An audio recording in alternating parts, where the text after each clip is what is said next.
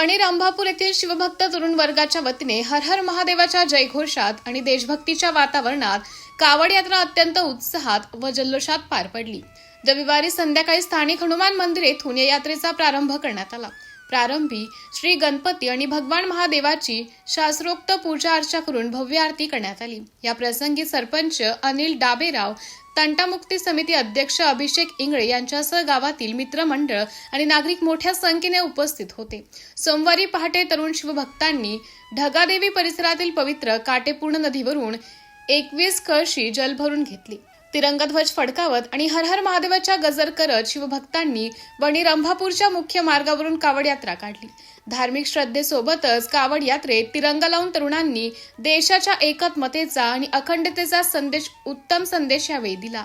कावड यात्रा हनुमान मंदिर वणी येथे पोहोचल्यानंतर आणलेल्या 21 कळशीतील पवित्र जलाने भगवान महादेवाच्या पिंडीवर महापूजा व जलाभिषेक करण्यात आला। यानंतर आरती व महाप्रसादाने या यात्रेची शांततेत आणि भक्तिमय वातावरणात सांगता झाली।